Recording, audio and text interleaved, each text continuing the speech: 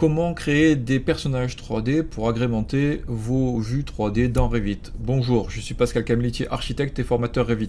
Aujourd'hui, je vais vous montrer un tutoriel rapide là, comment créer, grâce à des éléments 2D, un personnage 3D que vous allez pouvoir donc gérer pour pouvoir positionner et agrémenter vos modèles 3D dans Revit. Avant de démarrer, je vous rappelle que en cliquant sur la vidéo, vous allez pouvoir avoir un lien pour recevoir dans votre boîte mail mes conseils gratuits réguliers de manière à ce que vous puissiez progresser avec Revit. Et pour ceux qui veulent aller encore plus haut, avoir encore un meilleur rendement, je vous propose aussi de vous abonner à la box. Donc vous cliquez sous le lien, vous recevez toutes les informations, vous allez avoir accès à des fichiers, à des informations, à un espace privé, enfin plein de choses pour pouvoir aller encore plus haut avec Revit. Allez, c'est parti pour ce tutoriel.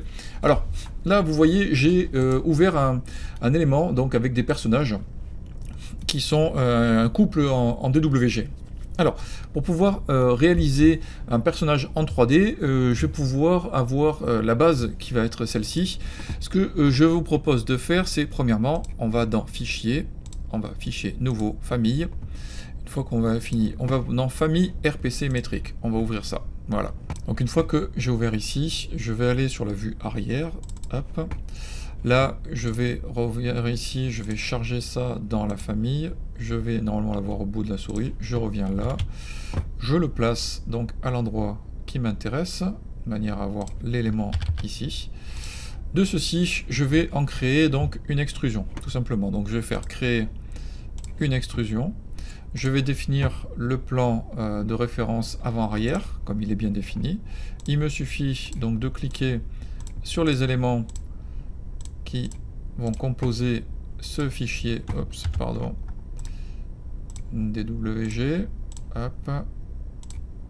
Alors là, je vous montre avec un exemple simple, hein, mais je vous montrerai aussi qu'on a la possibilité d'avoir des fichiers un peu plus conséquents. Alors là, du coup, on va faire hop. Alors je pourrais le retracer aussi différemment avec une forme continue. Bon, là je le fais très rapidement pour vous montrer comment on peut faire ça. Voilà, donc là on a l'épaisseur, là on va mettre 50 mm, ça suffira. On peut ici donc définir un matériau. Donc là on va créer, on va faire matériau personnage dans la typologie, comme ça moi on pourra le changer dans la famille ici. Là on va valider notre extrusion. Normalement si je vais sur ma vue 3D, on voit que j'ai bien mon personnage qui est ici. Donc maintenant que j'ai fait mon extrusion, si je veux masquer ce personnage là, il me suffit d'aller ici, donc de faire un paramètre de visibilité. Donc je vais l'appeler RPC. Je vais le mettre dans le paramètre de visibilité. Je fais OK.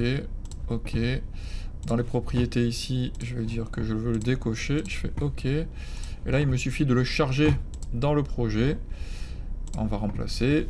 Si je vais sur ma vue 3D, maintenant, je vois bien que j'ai mon personnage là qui est placé. Je peux réaliser un rendu avec les ombres de manière à avoir quelque chose. Et je pourrais éventuellement jouer sur les paramètres de matériaux qui me seraient, on va dire, je pourrais changer les matériaux de l'élément.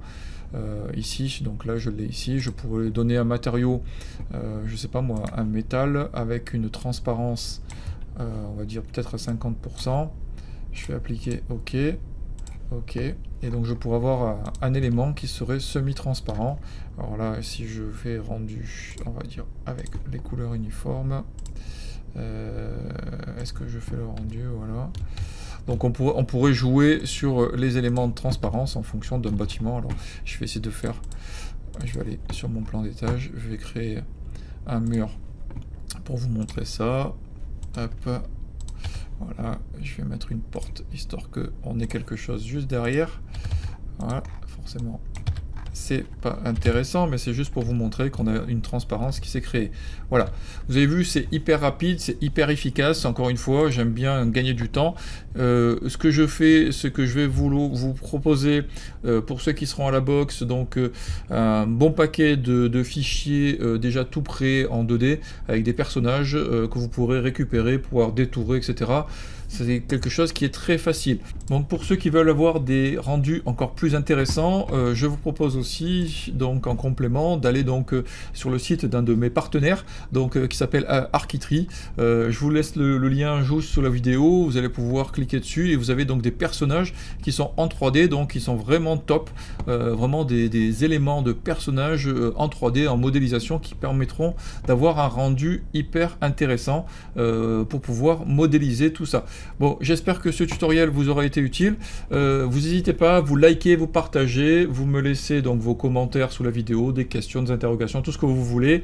Je vous propose également donc de cliquer sur le lien qui est juste ici pour pouvoir rejoindre la box et voir éventuellement la vidéo si vous voulez pour aller plus loin. Je vous dis à très bientôt. Au revoir.